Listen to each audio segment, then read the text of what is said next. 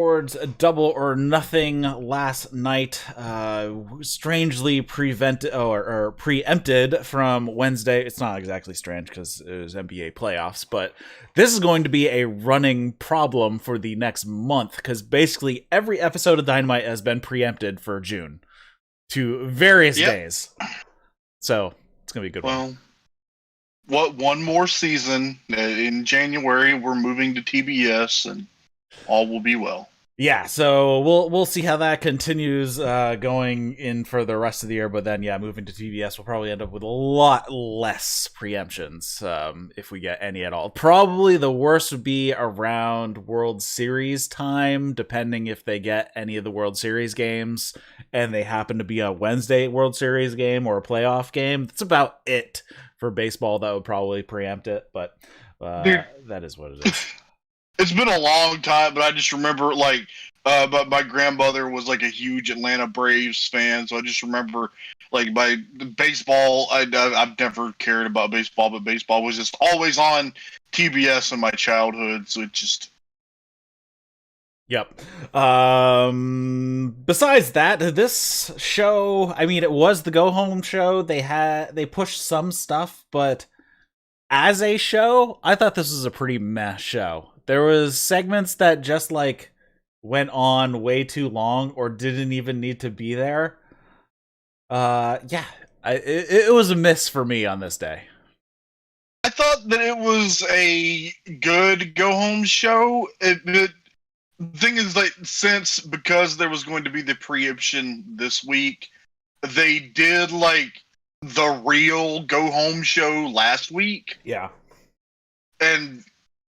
And that was great too, and they kind of heated up the main matches. This show was more about, it heated up some of the matches that weren't highlighted last week. It really, you got just a little taste of Lance Archer and Miro and stuff like that. This wasn't, it wasn't a blow-away Dynamite like a lot of these recent shows have been, but this was a show that was in, an unusual time slot, and it was... And, we haven't got there yet, but it was in front of the building wasn't full, but they had it set up for full attendance, and it was, they had the old Daly's place, instead of that stage with the hard camera, they had it set up, the way they used to, and you have that awesome looking building, and a hot crowd made a huge difference, and also that was, that crowd was that hot after they had already been sitting there for 2 hours for Dark and Elevation tapings. Yeah, exactly. So, like you said, they kind of had that corner ramp that they had in the pre-pandemic shows that were at Daly's place. They had seating up on the stage, and the hard cam was shooting parallel to the stage instead of perpendicular to the stage like they have been for the past year. Yeah. So, it was interesting.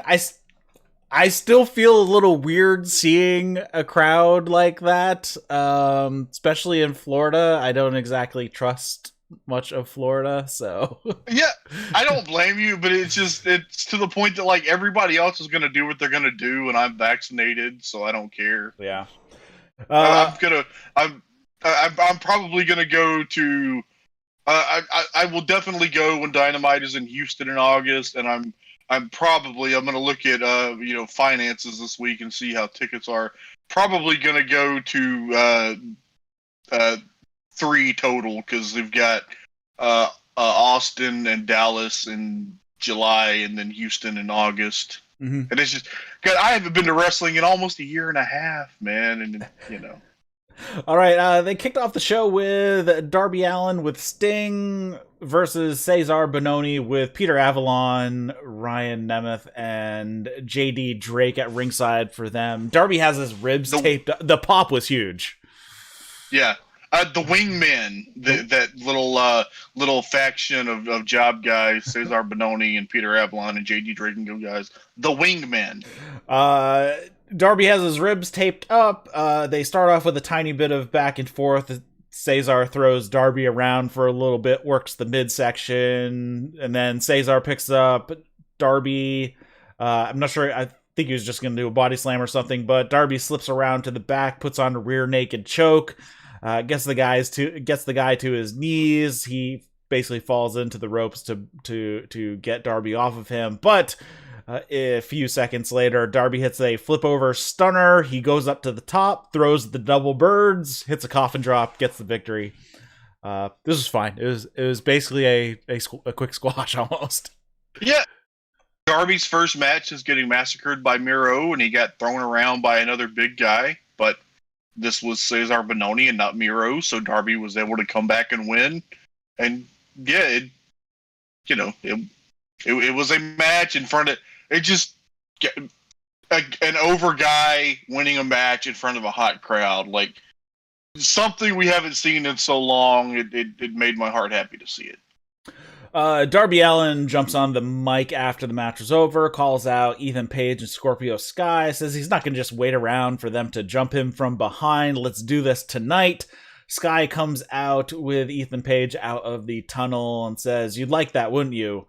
Us to come out in our fancies and fight you for free? Nah, at Double or Nothing, we'll be ending one legend and beginning two more."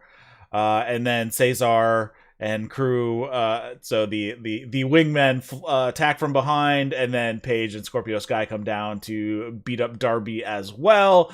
They go to Pillmanize the leg of Darby. Dark Order runs out for the save. We have a little bit of a kind of a uneasy stare down from Dark Order and Sting, but then Dark Order gives Sting fist bumps from all of them. I still want Sting to become like the unofficial dad of the Dark Order. That's where I hope that the storyline is going. That could be interesting. I guess we will see. Actually, before we go any further, we should probably introduce the show because I forgot to do that. You're listening to the That's Wrestling podcast. If you're listening to this as a podcast, we do this show live over on YouTube and Twitch. So you can follow the links in the show notes for those and follow those channels. We had to move around kind of last second tonight, so if you are subscribed to the YouTube, it will let you know that we changed the time. Also follow us on Twitter at That's Wrestling 1 with the number 1. I posted it up there as well. I'm just gonna throw you under the bus because he fell asleep. Trae fell asleep and slept through his alarm. Guys, I'm working on my doctoral dissertation, and I tend to keep odd hours, so I needed a little nap before our 6 p.m. show, and I overslept. So yeah, I'm the reason we were 30 minutes late this evening. Head over to your favorite podcast app of choice, drop us a review, and as I already said, tonight Trae Wisecarver is with me. You can follow him on Twitter, WrestleIsm. Link is in the show notes for that as well. All right, so let's continue moving on. We had this segment was god awful and didn't need to be there. It was such a waste of time. Paul White is out there. He's just rambling, and then he's basically saying he's going to oversee the Cody Rhodes and Anthony Ogogo weigh-in. He's already sweating to death, but by the time he got into the ring, says that he's out there to prevent any shenanigans. White introduces Ogogo. QT starts yapping about nothing important. QT gets called Little Tony Soprano by Jim Ross because of what the shirt he was wearing. And then White bitches about Ogogo having an entire crew come out, and then Cody ends up with like 3 times more people coming out with him, which I thought was pretty funny, including his sister was out with him as well. Cody's first up to get weighed. Paul White can't figure out how to use an old-fashioned scale. Takes him forever. Eventually he says 218, and then Ogogo, same thing. Even though he just needs to slide that one thing just 1 pound over, it still takes him like 20 minutes. And it's 219 for Ogogo. QT blabs that, hey, Ogogo weighs more, so he's won this. He's won the weigh-in, basically. It's so stupid. They do a little pose off up on the turnbuckles to get crowd reaction. This segment was such a waste of time and stupid. This was a terrible segment, but I enjoyed it as far as it just QT is instantly a way more effective heel because he's so obnoxious, and now there's a crowd, and it's just instantly like oh my god, this fucking guy. How long? So it was like I feel like this was just I enjoyed it on that account, but this was dumb and unnecessary. And beyond the poor execution. Why are they having a weigh-in a company that doesn't have weight classes? Like, this was a stupid premise for a stupid angle for a stupid feud that I still anticipate will end up in a very good match on Sunday. Randomly, did they announce that Paul White is the Joker in the Casino Battle Royal, or was that some weird fever dream I had? That was a fever dream you had because it actually said he was the announcer. Oh. Well. Yeah, he was on a card down at the bottom, but it said announcer, special announcer. See, I thought, yeah, okay, that's weird. I guess I did have a weird dream. Jay in the chat asked, who's the new guy with the factory? I didn't notice a new guy with the factory. Did you? Also didn't notice, and I saw people tweeting about it. So I mean, I saw Aaron Solo, Anthony Ogogo, Nick Camarado, and QT Marshall. Yeah, that's all I remember too. Okay, so I'm not. I guess the new guy got lost since Cody came out with everyone he's ever met. We got lost in the shuffle. She says the guy in dreads wearing a hat. Oh, I don't know who that was. No idea. Yeah, I'm gonna have to go look now. Yeah, we'll have to replay that. Anyhow, yeah, this was kind of a waste of time. It did not work out. The only weigh-in that did work out is because the weigh-in didn't happen was Jericho Moxley, and because Jericho got hard weighed in the brawl. The Lance Archer Darby Allen weigh-in was ridiculous. This one was just awful. It just did not work at all. Yeah, stick to contract signings. Do them better. Yes, this weren't good. Or just don't do these type of things. And I feel sorry for the people who are up on the stage because they had flags like right in front of them. They couldn't see anything. Yeah, and again, this whole thing, the U.S. and the U.K. who haven't had beef in quite a long time, but this is supposed to be. This feud is dumb. Yeah.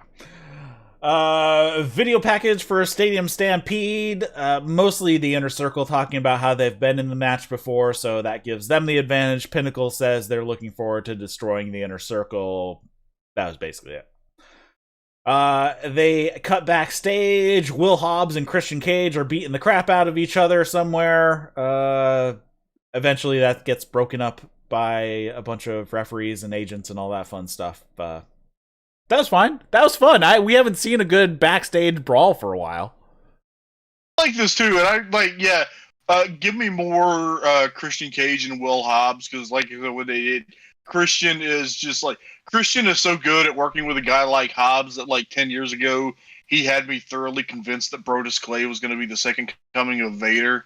So yeah, he's a great guy for Powerhouse Hobbs to work with to get some experience. So yeah, I'm in favor of that program continuing. Next up, we had Adam Hangman Page versus Joey Janela, accompanied by Sonny Kiss. The lower third for Hangman Page said couldn't find the tunnel, which was funny.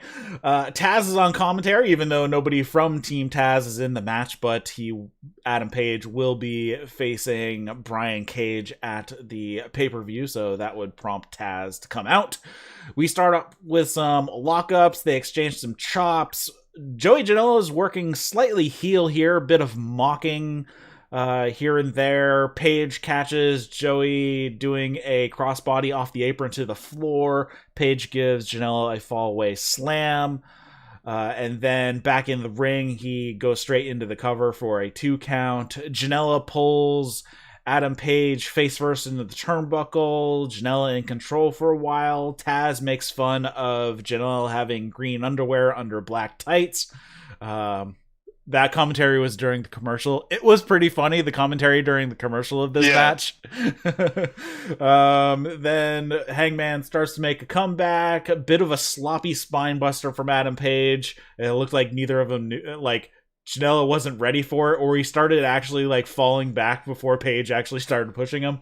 Janela hits a sunset flip out of a Deadeye's attempt, tries rolling up, grabbing the trunks. Janela hits a suplex into the bottom turnbuckle, and then he goes up top, hits the elbow drop for a 2 count. Hangman is bleeding from the top of the head pretty good right along his hairline. This is definitely hard weighed somewhere.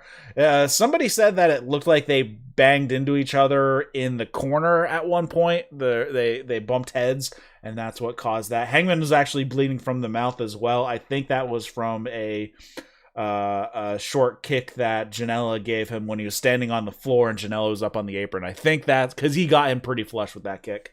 So I think that's where Hangman got the mouth bleed, but this time he's bleeding from his head. Really good. Hangman avoids the Death Valley driver from Janela, hits 2 rolling elbows, hits a powerbomb, hits a buckshot lariat, and that is all she... Oh man, he decked Janela so hard with that buckshot lariat. And that was it. Hangman Page gets the victory. I thought this was a good little match. Nothing really to complain about it. I thought it was fun. I liked the match a lot. So they've been they're building to Janela turning heel on Sunny Kiss.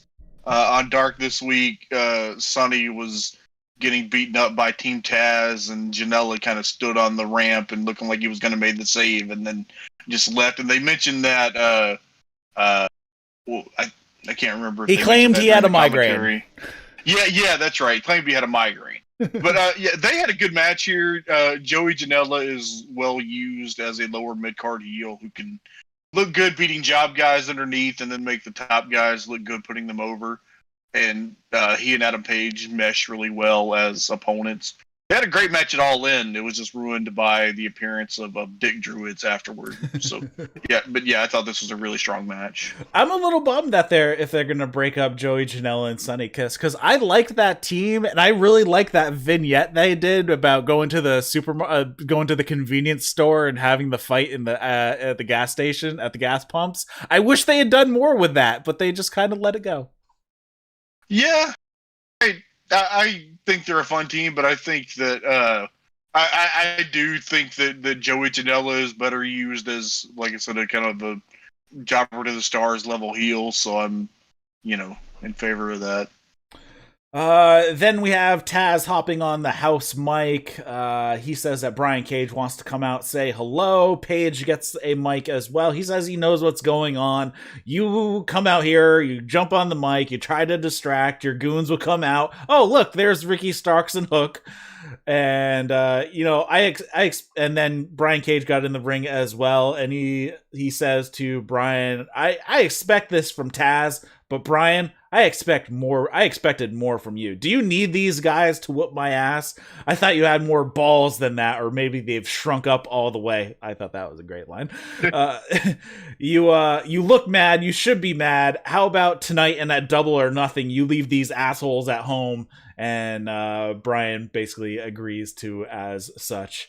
And that was that.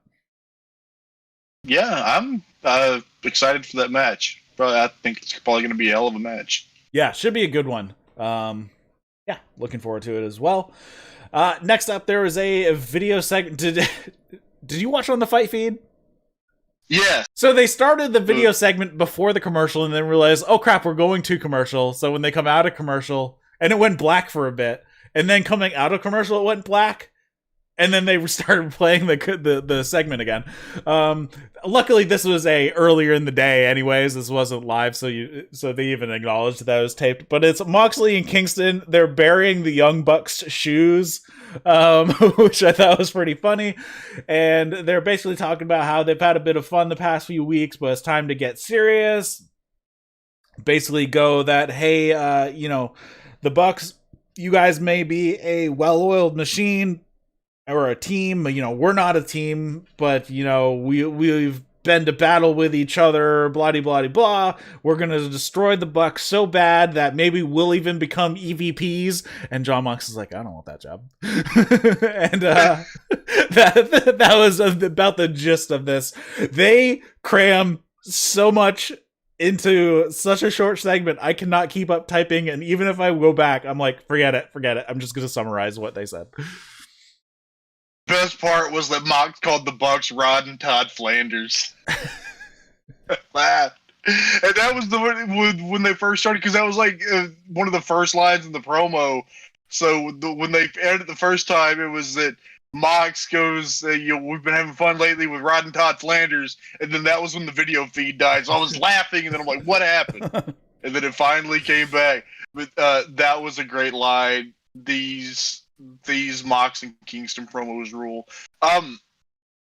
If you were like me and you didn't really know Eddie Kingston pre AEW and you want to get to know more about him, he did like 2 hours on Wrestling Observer Radio with Dave Meltzer this week. That's just phenomenal audio. Kingston and did? Also, yes. Oh, yeah. I totally missed that. I must have accidentally bumped it. Okay. Yeah. You gotta go listen to that. And Moxley was on Observer Live this week talking about his book that's coming out, and that I'm really excited for that book to come out later this year. Yeah, that sounds really fun. Also, he mentioned in that Wrestling Observer Live, they asked him about that the segment from last week that there was an obvious edit, and he said they riffed for like 20 minutes. So there's like tons of different of those segments. I just want to see what everything else that they filmed, because that's just awesome. But he was talking about like they could do a 4-disc DVD set of just Mox and Geeks, and I'm like, yes, shut up and take my money. All right, then we have Tony Schiavone is in the ring. He's there to introduce Orange Cassidy, but Pac's music ends up hitting instead. He kicks Tony out of the ring. Pac says that he's here to tell everybody that this Sunday Orange Cassidy is irrelevant. In fact, the only person at Double or Nothing who is relevant is the one who's going to beat Kenny Omega and become the new AEW champion, and that's me. Kenny, is this really the prestigious title reign you were talking about? You ducking and dodging, and why don't you come out here, Kenny, and face me?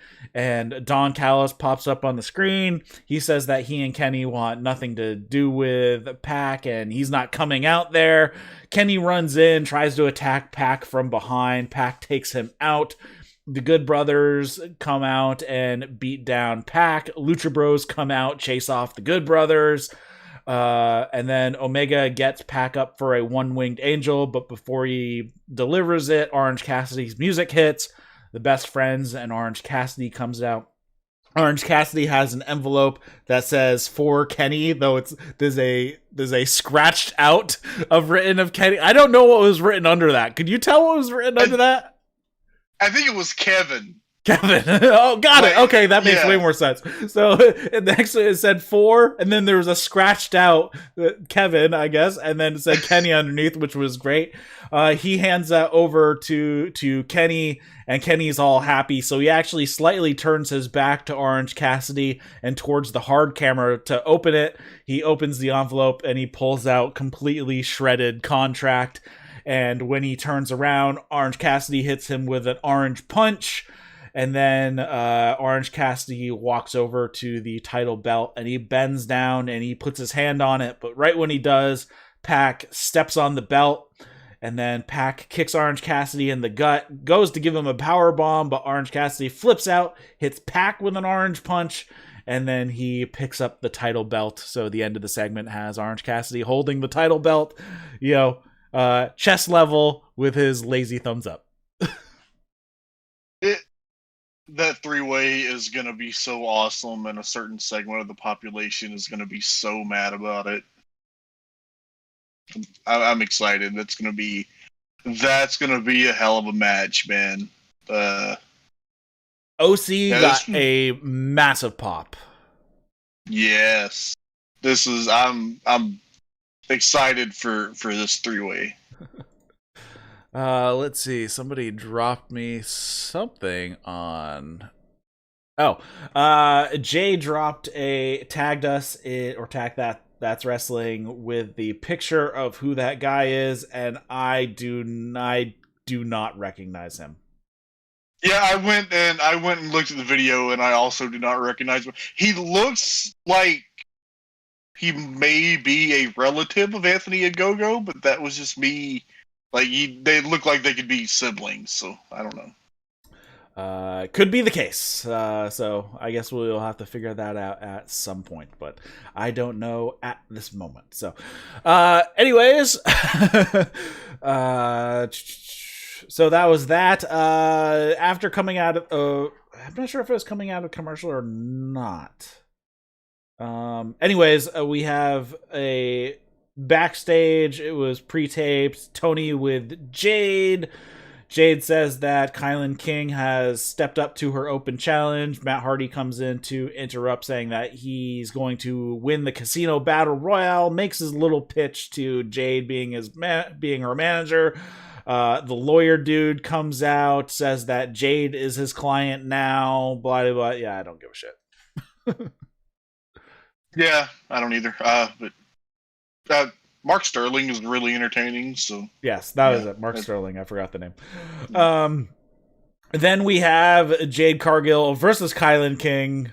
They start off with a test of strength, and right off the bat, Jade is awful. She is just standing there holding hands with her. I don't believe she's actually doing anything. Yeah, she. I don't know. She's Lex Luger. That's just it. Is. She is. It's just. I thought. Go ahead. Jade kicks. I thought KiLyen King tried here. She's not Chigusa Nagayo in the ring or anything, but I've been watching Dark for a long time, and she's really solid, and it made sense to put her in there with Jade, but Jade just. I don't know. She's not. I don't think she's terrible. I think she's inexperienced, but I think she looked less good here than he has. Yeah, it's slower than death because she basically has to pose after every move she hits, and then it just slows the match to a crawl.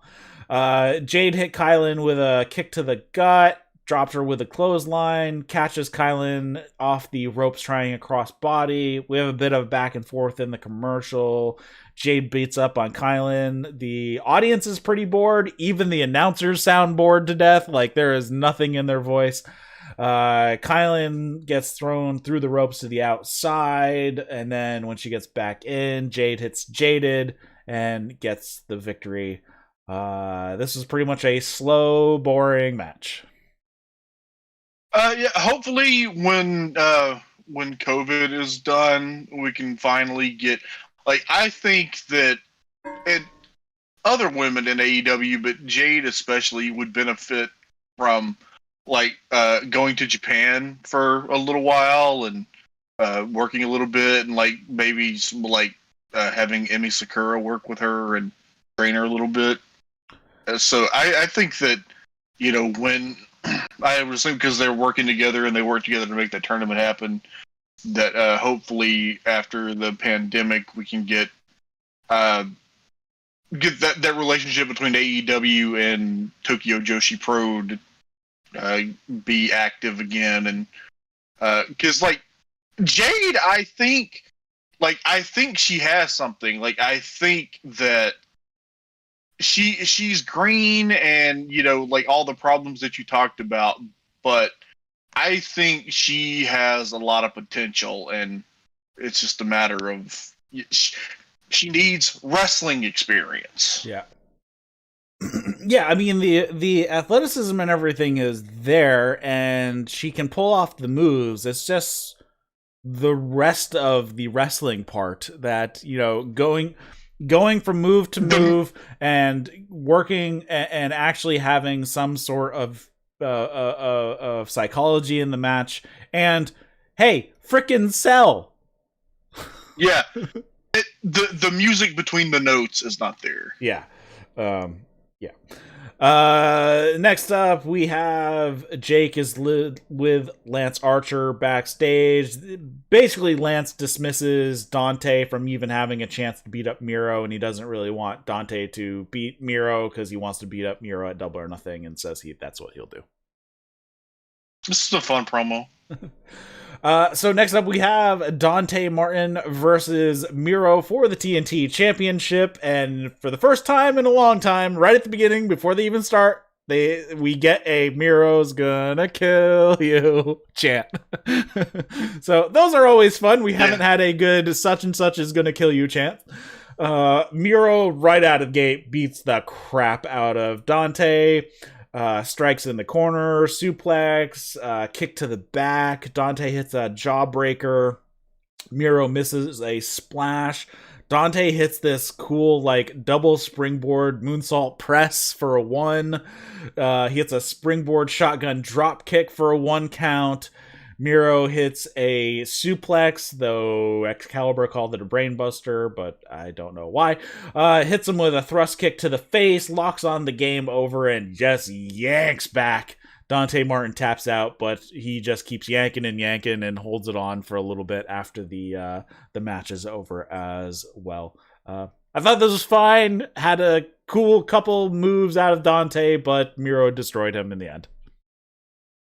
I like this. But first time Miro's been in front of like a real AEW crowd, and people still love him, in case you were wondering. Yes. But this was fun, man. This was the young, fast, high-flying babyface against the ultimate badass, and you knew the kid didn't have a fart's chance in a windstorm, but he was going to give it his best, and he was going to die with his boots on, and by God, he did, and it was perfect. He was like 8-2 going into this match. Yeah, he's been winning a lot of matches on Dark. But the shortest TNT title match. 3 minutes and 6 seconds. It is a whole 3 seconds shorter than the first Cody and Mr. Brody Lee match. Yeah, I was just about to say it wasn't that much shorter than Brody Lee and Cody, I guess, but 3 seconds. All right, 3 seconds. Then Jake and Lance hit the stage. Jake says he's got Lance focused and ready. Jake tells Miro to shut the f up. Miro tells him tells the old fart to shut up, and Lance eventually attacks. Can't hit the choke slam, but does hit a big boot. Miro rolls out of the ring. Tons of refs come down, break it up. That was that. I can't wait. This is going to be a fun match between the two of them. Yeah, that is going to be a mean guy match. This segment, just a little tease, just a little taste, just enough to make you want it. Yeah. Next up, we have Tony talking in the ring. Bryce Remsburg is holding a brand new women's title belt. Actually looks pretty good. It's a bit bigger.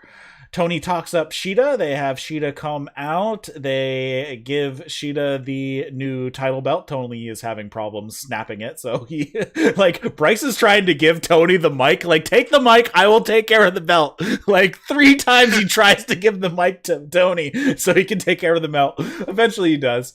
And then Shida says that she won the title when there were no fans, but tonight here you all are. I'm proud to share this moment with you because this title is for you, holding it up to the crowd. And then Britt comes out. She says, I didn't expect you to invite me to this, but I just wanted to say congratulations. You were the champion during the most difficult time in professional wrestling. This has been your year, but I do have to come and say that I misspoke talking to Jim Ross a couple weeks ago. I want to take back something. I said that when I won the title, I would be the face of the women's division, but when I win that new title, I will be the face of a new era, and like an era previous that was marked by 316, this one will be marked by DMD. Yeah, it's a good segment. Don't want to be problematic, but the world champion looked positively ravishing tonight. Their hair and makeup all done, and this beautiful red floral dress. She was looking lovely here. Yeah, the championship belt I think is an improvement. It's the same belt, just scaled up several sizes. And gold instead of silver. So, yeah, it was a nice one, and I think I don't know. They should just let her keep that smaller women's belt, since she kind of made that belt and carried the division through the nadir of the AEW women's division. Mm-hmm. I guess should we mention the controversy that came out of this I was about to, segment? so go for it. Yeah. So yeah, I was confused because I was on Twitter during the show and people started talking about the announce team and all this announce team was horrible. I'm like, I was watching the show. What the fuck happened? But no, it was in the Spanish feed. So on Fight TV, sometimes there's get little production snafus and you can hear the announcers during the commercials when they have the kind of screensaver. And the Spanish announce team was Willie Urbina, I think Thunder Rosa, and Dasha Fuentes. And they were discussing before the Shida segment, who was going to translate whose words. And I think somebody told Willie Urbina to do Shida, is it to translate for her, and that this was like on the Fight TV feed, on the Spanish language feed, that he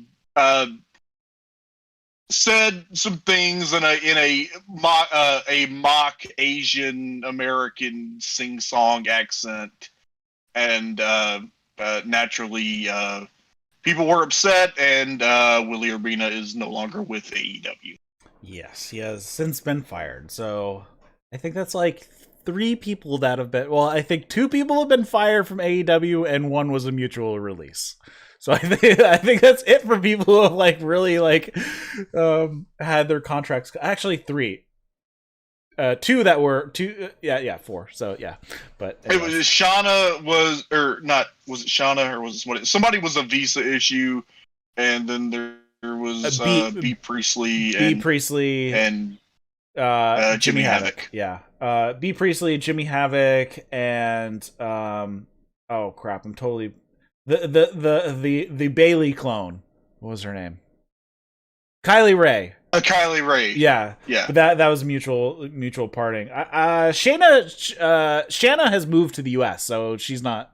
She's still here, so she's okay. Okay, yeah. Speaking of B Priestley, my God, the New Japan news we haven't even gotten into yet. Oh, I don't even know about this news, so I don't know. I haven't heard any news. Well, it's just the whole thing with the Will Ospreay and the what's going on with that, with the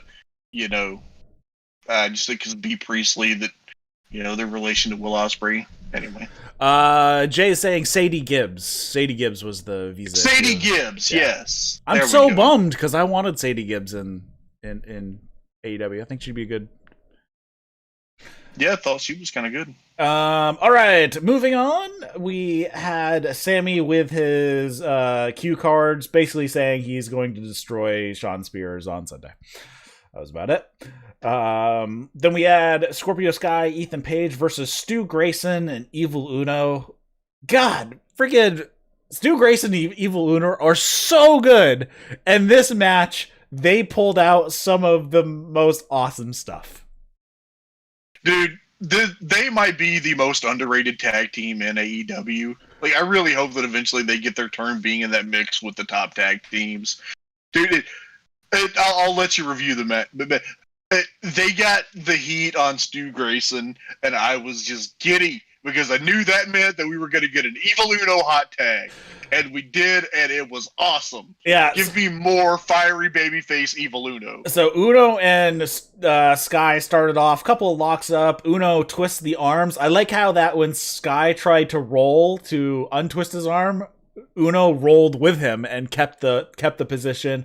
Grayson gets tagged in, Ethan Page gets tagged in, and before they even interact, Grayson, he runs towards Scorpio Sky's corner. He does a springboard off the middle rope over the turnbuckle and gives Scorpio Sky a DDT on the edge of the apron. I thought that was awesome. That was like one of the things right there.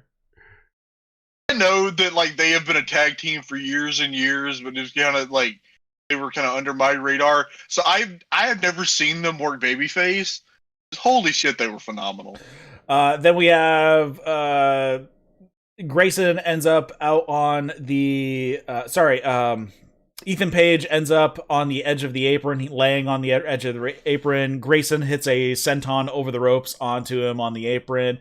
He jumps up back onto the apron, and Sky sweeps the legs out of Grayson and then tags in, hits a slingshot cutter on Grayson, mocks Sting and hits a Stinger splash in the corner. Sky and Page get the heat on Grayson. Sky even bites him in the face at one point. Grayson avoids a TKO, hits Sky with this massive Uranagi, and then Page tries to stop him from getting a tag over to Uno, but Grayson flips out of it, hits a double Pele kick, and gets the tag to Uno. Uno runs wild. It was such an awesome comeback. He even hit a ref-assisted hanging neck breaker at one point. I thought that was great. And then Sky ends up preventing Page from getting hit with the fatality. And then Sky, I believe, poked Stu Grayson in the eyes and then puts on the heel hook, while Page ends up hitting the Ego's Edge on Uno and gets the pin. Really fun match here, and Uno and Grayson looked amazing in this. Way better than Sky and Ethan Page, I thought. Yeah, love this, and I actually think that Ethan Page and Scorpio Sky are becoming a pretty good heel tag team. But they're, Uno and Grayson just have so much experience in the team, and they were so awesome here. Scorpio has found a really awesome way of doing. He does the Lance Storm rolling half crab into the heel hook. I love that. It's fucking smooth. It looks sweet. I really, really enjoyed this tag match here. Yeah, I'm curious how long Sky and Ethan Page are going to stay together as a team at some point. Maybe they should actually get a team name if they're going to continue on. But also, I think the thing that would bring them better as a team is get some double team moves kind of tightened in there, because right now they're just kind of going piecemeal, one by one. In my TEW game, I have dubbed them Ego Sky, which you feel free to use that, no charge. Sounds good. After the match, Page snags the microphone, says this is what's going to happen on Sunday. And then Darby Allen comes out, and he comes out with a bunch of people wearing Sting masks. They attack, but all the jobbers get tossed out and beaten up until one person starts no-selling, and they take off the mask, and it's the real Sting, and Page and Sky bail at this point. This was fine. It was what it was. Repeated the best angle that Impact ever did. The Sting match. People were freaking out on Twitter. They did the Sting thing. I was just like, Darb. I was just like, man, really, a bunch of fake Stings in 2021. But doing that spot made it worth it to me. I think that'll be. Man, I guess Sting is confident that he can do a proper match, so they're doing it at the pay-per-view. And I don't know, it never would have occurred to me to put Scorpio Sky and Ethan Page together, but I think they are, especially I just think they are really, especially with the promos. God, they're such good promos. Man, give me down the road Scorpio Sky and Ethan Page against John Moxley and Eddie Kingston just for the promo back and forth. Yeah. That sounds phenomenal. But I'm a big fan of Scorpio Sky. I'm a big fan of Ethan Page, and this was fun. And I'm probably those are two really good workers and really good heels. So I think that's probably going to be a good choice to work with Sting. So I'm curious to see how that match will turn out. Yeah, they've both been total dicks as well. They come off as such assholes on the mic. So It works. They are awful. I'm gonna skip. They run down the card for the show. We're gonna talk about Double or Nothing after we finish up Dynamite here. So let's skip that and go right into. We have the Inner Circle greatest hits possible farewell speech.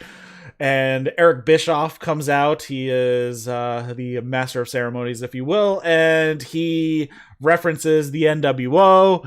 That we had one of the greatest factions ever right here on TNT, or the greatest faction, and then introduces another great faction of the Inner Circle. Inner Circle comes out. Jericho thanks Bischoff for all he did for him through his career and in WCW. They play a short video package of their greatest hits. And then Santana says, "Man, we did some pretty cool shit. Do you remember the night the Inner Circle was formed? 18 months later, here we are standing stronger than ever. And we took this company on our backs when the pandemic came and carried it through the pandemic. And here we are with the return of fans." And then basically they all one by one talk about how they've had such a good time. And then if it does end, thanks guys. And Jericho says if something does go wrong at Double or Nothing, we're going to go out in a blaze of glory. And then he says, and then I got to tell these guys, I love you guys. And then they all go in for a group hug, and MJF pops up on the screen and says, "Oh, that's so touching. It just makes me even more excited for Double or Nothing to destroy you there. You excited, Wardlow?" Wardlow is just over his shoulder, and he nods. And then, "How about you, Dean?" And the camera pulls out, and MJF steps aside, and Dean Malenko is beaten up and tied to the ring post. Or not the ring post, the goal post out in the stadium. And MJF says something along the lines of, "Well, you guys better get out here before I make the Iceman even colder." Which is a brutal line. So the Inner Circle, they run out, they run down that big concourse that connects, but it's an ambush. They get attacked while on their way through the concourse out to the stadium. They brawl out to the stadium, and Santana and Ortiz end up getting hit with spike pile drivers off the deck, the last row of seating for the football, through tables that were set up on the grass. So all of the Inner Circle is laid out. Pinnacle all put their hands in. MJF says, "When you're in the Pinnacle, you're always on top," before they finish out the show. Yeah, it was a good angle. You got to have the brawl in the stadium as the go home segment for Stadium Stampede. I was just this is a good segment. MJF wonderful at getting it. Just, you motherfucker! If you hurt Dean Malenko, I swear to God. I, like a dummy, didn't see the ambush coming in the concourse. So I thought they were I thought they were gonna make it to the stadium and then brawl there. I didn't expect the ambush in the concourse. I should have, but I didn't. Did you see the picture on Twitter of all the Pinnacle guys with their backs to the camera pissing on the football field? No. Yeah. I should go check that. But yeah, it was fine. It was a good way to go off the air with a non-match. So this was fine. I thought it worked out good. Man, like I said, it's kind of funny because it's almost like we had two go-home shows, and last week was the bigger go-home show because they knew, like I said, they know everything's going to be down this week because they're on a Friday at an unusual time. So, like, they had a go-home show for different matches, and I thought, like, this wasn't the greatest Dynamite. Like, this is the weakest Dynamite in several weeks, but I thought it was a fun show. All right, so next week's Dynamite once again will be Friday at 10. So we have that, and then Double or Nothing coming up here tomorrow night, 7:30 start time Eastern for the buy-in. The buy-in is going to be Riho versus Serena Deeb for the NWA Championship. They had a match during the Women's Championship Eliminator Tournament that was so freaking good. So, and I'm like, usually Riho does not work for me, but Serena Deeb is like the best opponent for her. So yeah, I think they're gonna have a really good match here. Riho posted a little Photoshop thing on Twitter of that NWA women's title with her picture in the center, and I like that. I just like that old fashioned belt. I think it's really cool. Kind of yeah. I don't know it. I don't know what the deal is with the NWA, and I assume like I imagine Serena's gonna win, and because Riho beat her in the tournament, right? Yeah. Yeah. I anticipate that will be a good little match. Yeah, should be a fun one. Might as well go with our predictions here. You're going for Deeb. I'm going for Deeb as well. Then we have, for the Double or Nothing proper, we have Sting and Darby Allen versus Scorpio Sky and Ethan Page. I don't know which direction they're going to go. I think they're going Scorpio Sky, Ethan Page. Doesn't make a ton of sense for Darby Allen and Sting to win this. It's kind of where I'm thinking. I think that Sting and Darby are going to win. All right, so we have some conflict here, so that's good. But yeah, where do you think they're going to? Well, I guess what's your thought process behind thinking Darby Allin and Sting are going to win over the newer team that seems to be more on the upswing?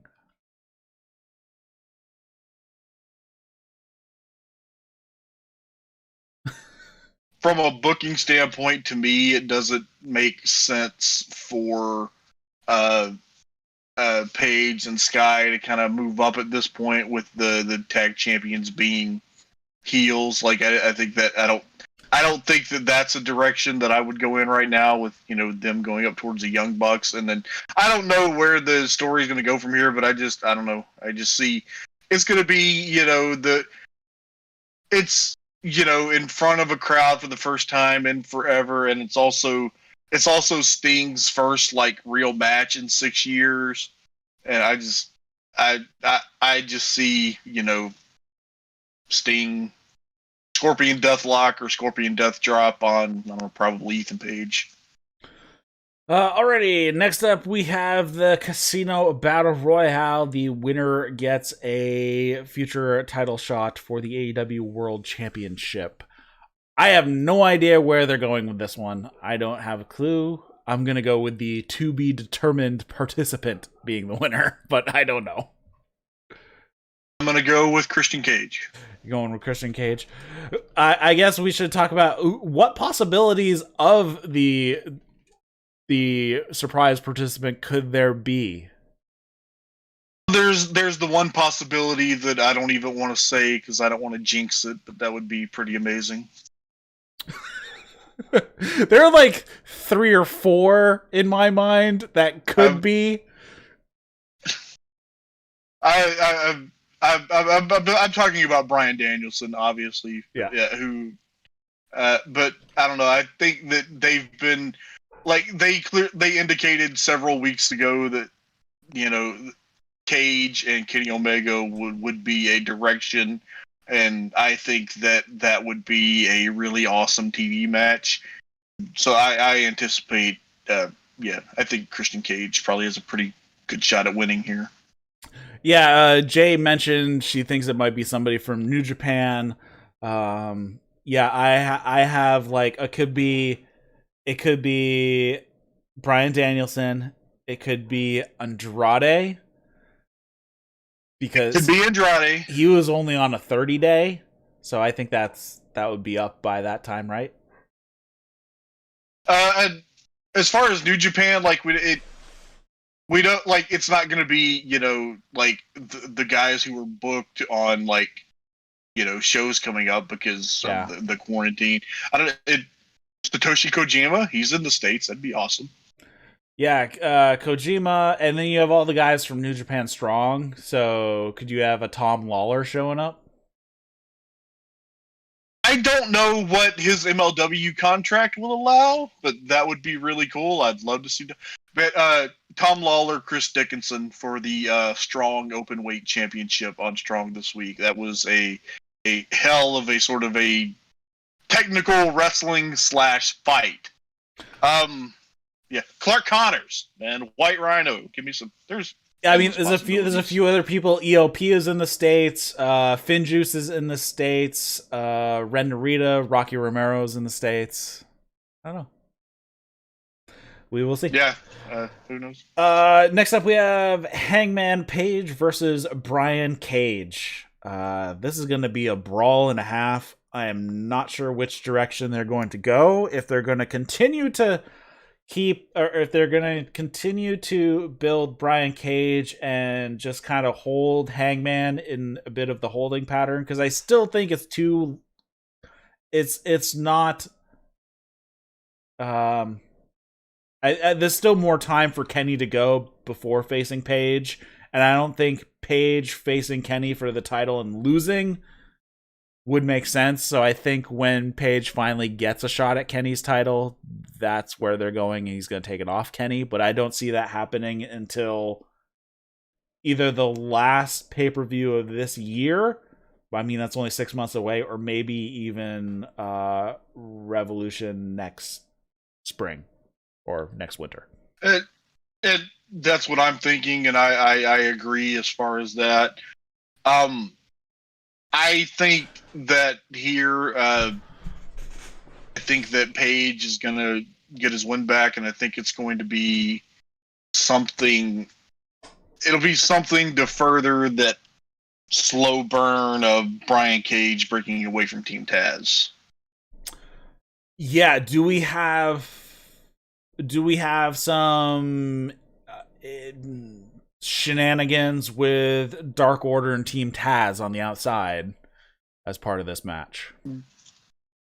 Well, so the deal is that, obviously Cage says it's going to be a straight up match with no interference.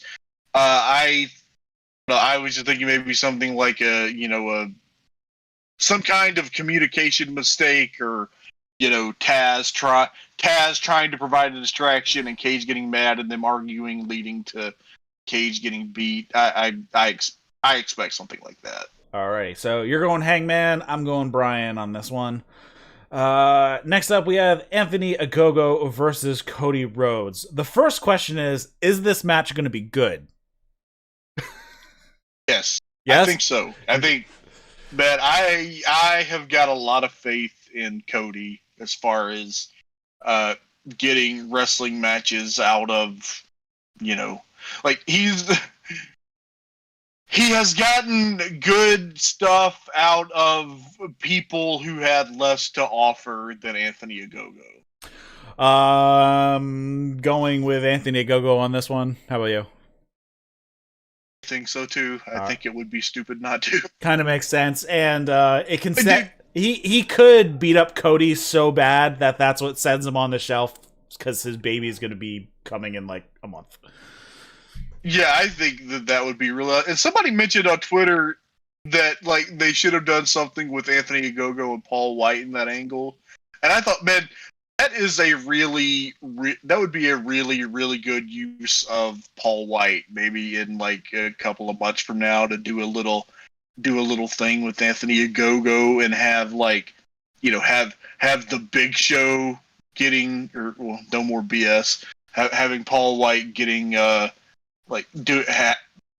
referee stoppage via punches from Anthony Ogogo. I think that would be really awesome. But yeah, I'm also going to pick Anthony Ogogo. Alrighty, lots of fun Twitter from Anthony Ogogo for those who are interested. Go check out his Twitter over the past 24 hours. It's pretty funny. Next up, we have Inner Circle versus the Pinnacle Stadium Stampede 2. If the Inner Circle loses, they have to break up forever. This is a very interesting way how they're booking this feud. Basically starting it off with the Blood and Guts match, now going into a Stadium Stampede. We have not seen the matches that I thought we were going to see of Singles matches between the guys, tag team matches between the guys. We have not seen like FTR versus Santana Ortiz. We haven't seen Sammy versus Shawn Spears one-on-one. We haven't seen Wardlow versus Jake Hager since the split off the Inner Circle. We've seen the match before, but we haven't seen it in this iteration. Curious where this goes. I think the Inner Circle is going to win this one, and this feud is going to continue. I think the Inner Circle wins, and I think after this is going to be when it starts to spin off into, like all those matches, I anticipate that maybe probably by All Out, that the eventual direction here will be MJF and Jericho in a lights out match, which I think they have announced All Out for Chicago, so it's going to be, in the. I think I that's just a direction that I see. Inner Circle over a year leading to, more of those matches that we want to see. Yeah, curious how they eventually break this feud off, and if the Inner Circle and Pinnacle come out intact at the end of it. Very interesting. They're gonna have to finesse this pretty well. I hope they have a good plan in place. Yeah, I think it's gonna kind of transition into the individual feuds, and it's like, it will be a while before we see like another 5-on-5 Pinnacle versus Inner Circle match. Yeah. Next up, we have Lance Archer versus Miro for the TNT Championship. I do not see Miro dropping the title this quickly, but I do see this as being one hell of a battle and should be a fun one. But I'm still going to go Miro's going to retain on this one. I agree on all counts. Miro in a hell of a match. Next up, we have Britt Baker versus Hikaru Shida, AEW Women's Championship. At this point, I think everybody's pulling for Britt Baker to win, and I don't know if they're going to throw a curveball and keep it on Shida for whatever reason, but I'm still going to go with Britt. AEW does not typically do curveballs for the sake of curveballs. It's time for Britt to win the title, and I anticipate that that's what's going to happen here. Jon Moxley, Eddie Kingston versus the Young Bucks for the AEW Tag Team Championship. This one is a coin toss in my mind because I think it would be freaking hilarious and really, really fun to have Jon Moxley and Eddie Kingston running around with the tag title belts for a little while. That would be fun, and you could do it. You could have them win the belts, and then you could switch them back in a couple of months or whatever, and it would be awesome. I expect the Bucks to retain here. I think this is going to be an awesome match. I think Kingston said in the interview he's never been in other than like the. He's never been in the ring with the Young Bucks, or at least like not in a tag match. And I don't think Moxley has either, other than partners. So, I'm very excited, and I think that's going to be a pretty awesome match. Yeah, this is a Styles makes matches type of deal here. We have the Young Bucks who are high flyers, high speed, and we have Moxley and Kingston who are just brawlers. So it's going to be a fun one. Yeah. But you also have like the Young Bucks, they can do anything. Yeah. So I'm going to go for the Bucks as well, though this does get... I'll talk after this last match. We have Orange Cassidy versus Pac versus Kenny Omega for the AEW World Championship. I've heard conflicting stories. Are they doing this first pin wins, or are they doing this elimination style? I've heard both. I have not heard anything, and I've been I don't know. I'm just assuming that it's going to be a one fall match, which again I don't like and I'm not in favor of. Me either. Yeah, no. Yeah, these should be elimination, but I'm still going Kenny Omega on this one. Yeah, no way that I don't think there's too much of a risk of Omega not retaining the title here. Yeah, so one of the reasons why I'm really conflicted over a couple of these choices, especially for the championships, we're not seeing a title change of any title. So this, or actually, no, we're seeing. Never mind, we're seeing the women's championship change. Never mind, we're good.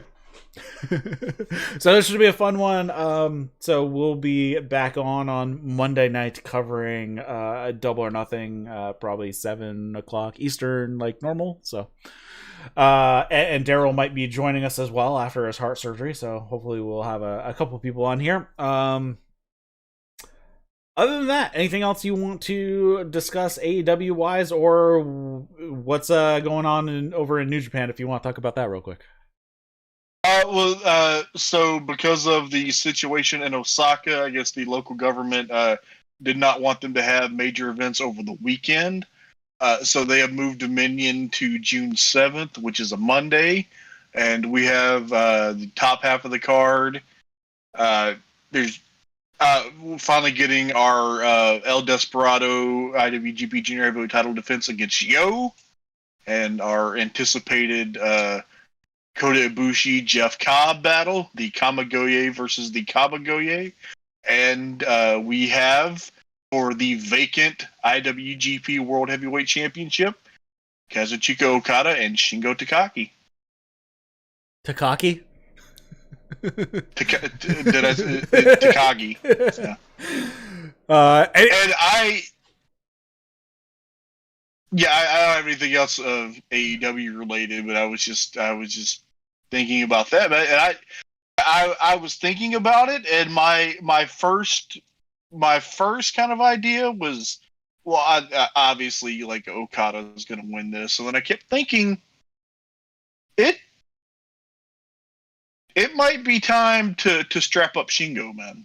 So I honestly can see that match going either way, especially since this is Okada.